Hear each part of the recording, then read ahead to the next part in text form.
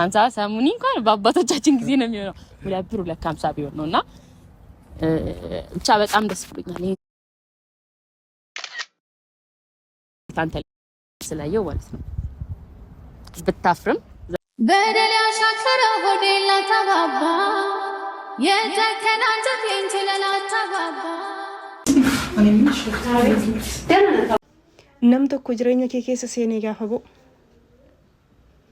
nam tokko ufee jireenya keetti dabalamee gaafa jireenya kee keessaa bo'u deebi'ee garuu gaafa dhufu kaleessa maaliif deemee har'a maaliif dhufe boroo akka deebi'een deemnee ragaa qabda hammamitti amanta kaleessa si'isee deemee nama hambaraa jaallate har'a immoo deebi'ee dhufe ati ishuma kaleessa si'isee deemee bee ati ishuma kaleessa si tuffatee si bira deemee bee har'a deebi'ee gaafa dhufu garuu hangam akka inni si bira turu har'a si dhiisee akka inni hin deemne ragaa hangamii qabda ashama harka fuune nagaan daganne nageenyi kan koo kan jaalaa kabajaa bakka jirtanitti isiniif baay'eetu ani boonee entertainment dhugaa gaafa miidiyaa kanarra jirru waan ilaallu kamiyyuu jireenya keenya keessatti akkuma waan gammachuu gaafa arginu irraa gammannu akkuma waan gammachuu namaa arginu gammachuun kun anaafis mala nama sanaaf gammada nama sanatti inaafoo osoo hin taane bultii nama sanaaf gammada anaafis gammachuun kun anaafis gaariin kun anaafis boqonnaan kun naaf ta'a jennee akkuma hawwinu gaafa jireenya namaa tokko diigamus ammoo gaafa bultiin namaa bareedaan sun diigamus ammoo gara tokkotti gara nama jaallatan sanaatti yookaan ammoo gara nama fedhan sanaatti yookaan ammoo gara nama aktiisaa yookaan muudiisaa jaallatan sanaatti harka rukutu osoo hin taane dhaabatanii ilaalanii wanti nama kanarra ga'e osoo narra ga'ee hoo osoo ana ta'ee hoo ana akkamiin ta'a chaalenjiin kun osoo na qaqqabee hoo chaalenjii kana keessaa nan ba'a jennee yoo yaanne jireenya keenya keessatti wanta nu mudatu kamiifiyyuu wanta itti deemnu kamiifiyyuu dhaabbataa taanaa jechuudha. Dhugaa dubbachuuf taanaanii nam tokko sirra darbee nama hambiraa jaallate taanaan nam tokko sirra darbee nama biraatti bultii fedhe taanaan deebi'ee gaafa dhufu garuu qodaa fakkeenyaaf qodaan tokko yookaan ammoo qabeenyi kiyya anumaan kun jechuudha uffata kiyya anatu as kaawwate kan kooti waan ta'eef jechuudha. Kan kooti fakkeenyaaf amma bakki uffata kiyya taa'uu fi bakki uffata madaamii kiyya taa'u yookaan ammoo bakki uffanni ijoollee madaamii kiyya taa'u tokko miti. Bakki uffata kiyya anatu kaatee waan ta'eef anumatu deebi'ee fudhataa jechuudha. Isinii galee nam tokko as na kaa'ee bakka barbaade deemee waan garaasaa godhee waan garaasaa raawwatee bashannanaanis jireenya isaa keessatti laayifii dabarsee deebi'ee dhufee garuu ani sin fedhaa gaafa naan jedhu namni kun borillee asuma na kaa'ee iddoo barbaade deemaa jechuudha. Iddoo barbaade deemee dhufee maaliif ree har'a agarsiistee ta'a waan ta'eef namni kun si dhiisee deemee deebi'ee gaafa dhufu akka ati isa fudhattu yookaan akka ati isa taqabbaltu waan beekuuf yeroo barbaade lafas kaa'ee yeroo barbaade si dhiisee deemaa jechuudha. Bultii kee keessatti yookaan jireenya kee keessatti nam tokko sin feene yoo ta'e sin feene kalaas. Keessaayyuu fakkeenyaaf adeemsa gaa'ila keessatti jechuudha adeemsa jiruuf jireenyaa keessatti bultii keessatti walitti bu'uun numa jira. Eessaayyuu warra keenyarraa kaasee aayyoo fi aabboo keenyarraa kaasee bultii keessatti walitti bu'uun wal loluun wal mufachuun inuma jiraati unurraa dhufee miti jechuudha. Wanti har'a biyya lafaa irratti ta'u wanta nuti har'a eegallee miti waanuma kaleessa jalqabaa kaasee dhufeedha jechuudha har'as kan jiru. Nuyi waan raawwatu hundaaf jalqaballee miti xumurallee miti. Isinii galee garuu jechuudha jireenya kee keessatti ati wanti bultii si diigsisuu fi wanta bultii si hin diigsisne adda baasti beekuu qabda jechuudha. Har'a abbaa warraa kee tokko si loleef jecha yookaan ammoo har'a jaalalleen kee tokko si loleef jecha yookaan har'a jaalalleen kee nama wajjin hambiraa wajjiniitiin footoo ka'eef jecha yookaan jaalalleen kee har'a nama hambiraa wajjiniitiin viidiyoo waraabeef jecha namni kun nama sana fedhaa namni kun nama sana jaallataa namni kun anaan hin fedhuu jechuun dandeessu. Ati yeroo kamiyyuu barbaadamtuudha. dubartiin yeroo kamuu barbaadamtuudha. Siif galee dhiirti takka yookaan ammoo hiriyyaan kee takka abaluu duukaa viidiyoo waraabeef yookaan ammoo abaluu biratti argiteedhaaf hanga waan qabatamaan arginetti hanga chaatii takka hin agarretti hanga dubartii sana duukaatii waan taane inni godhu hin agarretti ati jireenya kee diiguun sirra hin jiraatu jechuudha. Hanga waan tokko adda baafatutti. Maaliif ree aarsaan taane si kaffalchiisa waan ta'eef jechuudha. Dursa ilaallachuu qabda. Hin amanta taanaan, si jaallata taanaan, maalummaa isaa akka waa hin balleessine beekta taanaan, afaaniin haasa'eedhaaf, footoo ka'eedhaaf, viidiyoo hojii waraabeedhaaf oma tokko wanti ta'u takka hin jiru jechuudha. Innuu gaafa deeme, innuu gaafa si dhiisee deeme bakkuma barbaade akkuma barbaade akka saree ta'aa jechuudha. Si galee inni ofii isaatiiyyuu jireenyi isaa hanga dhumaatti dhaabbiin qabu jechuudha. Namni kun bultii keefillee ta'uu dhala keefillee ta'uu jechuudha. Sababiin isaatu kanarraas dhala godhachaa kanarraas dhala godhachaa kanarraas dhala godhachaa namni kun abbaa fakkeenyaaf daa'ima 3 haati 3 daa'ima 4 haati 4 waan kana babal'isuu deema malee namni kun dhaabbataa hin qabu. Yoo maal ta'ee yoo ofiisa dhuguma kan baalagatu ta'ee jechuudha. Garuu ammoo footoon ammoo wajjin ka'eedhaaf nama wajjin argiteedhaaf dubartii wajjin argiteedhaaf dhiirtii guutummaa guutuutti dubartii wajjin baalagataa dubartii wajjiniitiin maal godhaa jechuu dandeessu. Kanaaf osoo hin murteessin dura osoo mana keetiin ba'iin dura fakkeenyaaf ammoo wanti Ruutaan goote yoo jiraate bakkuma ishee mana ishee sana keessa teessee hanga gaafa inni dhufutti bakka mana ishee sana teessee murtoo mataa ishee murteessuu dandeessi turte. Gurbaa inni isheen amma dhaqxee mana isaatti baqattee kun yookaan ammoo mana isaatti sokkaa dhaqxe kuni jalqaba maaliif akka isaan maaliif akka waliif ta'an walumaan beeknaa jechuudha. Walumaan viidiyoos dalaguu turan nu agarsiisuullee turanii jechuudha. Kana jechuun ammoo ilmoon dhiiraa ammoo hin beektani.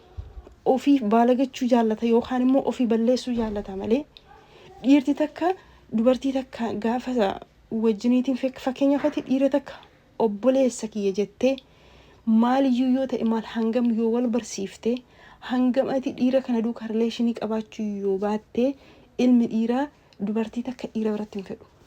Kana walumaan beekna jechuudha. Isaan ofii balleessuu jaallatan malee dubartiin takka balleessite ofii balleessanii dhiifama gaafachuu fedhan malee ati balleessite dhiifama sii godhuuf hin fedhan. So maal jechuun barbaade amma Ruutaan Daaniin jalqaba maali isaan akka gidduu jiru hin beektii mana sanatti baqachuun balleessite. Manuma ishee sana keessa teessee iddoo mana isheetiin hanga kiraayee irraa kanfalametti hanga meeshaan ishee mana sana keessa jirutti hanga ofii ishee mana sana jirtutti hanga maqaan ishee Abrahaam jala jirutti mana isheeti. የቤት እመቤት ናት። የራሱ ቤት ናት። ከናፍ ገንደ ደቁን isheen barbaachisu ture. Hanga gaafa inni dhufutti immoo iddoo barbaade deemee yoo dhufe gaafa inni dhufe sin barbaadu jechuu dandeessi mana ishee teessee. Sin barbaadu jechuu dandeessi. Yoo dhuguma inni ishee irratti dubartii biraa fedheera ta'e innuun taa'uun deemaa jechuudha. Yoo dhuguma immoo hintala Tsiggee jedhamtu kaniin dhugumaan hin jaallatee dhugumaan akkuma shakkame kana waa biraa keezii biraa qaba yoo ta'e sunillee ifa ba'a jechuudha. Ofii ishee teessee mana isheetti xumuruu dandeessi. Hiriyoota isaa gaafachiiste. Feestuu feesii ijaaf ijatti isa gaafachuu dandeessi. Shaanxaa fudhattee bakka mana dhiiraa deemuun ko dubartiin mana dhiiraatti baqachuun ko nooriidha hin ta'u. Sanuu ammoo nama kanaan dura rileeshinii wajjin qaban. Sanumayyuu ammoo dhiifamaan qeesana dhaqe. Sanumayyuu ammoo dubartiin kabalte. Dhiirti ammoo kabaja fedha. Kanaafi yeroo tokko jireenya keenya keessatti wanta aarsaa nu kaffalchiisu dhaabannee yoo laallee gaariidha. Dhaabannee yoo laallee gaariidha. Immoo fiqir amma fakkeenyaaf mucaan kun iddoo biraa deemaa ture. Waggaa 2 ilaaluu jirtan guyyaa 2 miti waggaa 2. Waggaa 2 kana eessa akka inni ture eessa akka inni jiru hin beektu. Waggaa 2 kana eessa akka isheen jirtu eessa akka isheen turte hin beeku. Okay? Har'a garuu karaa hanga kana deemaa ture.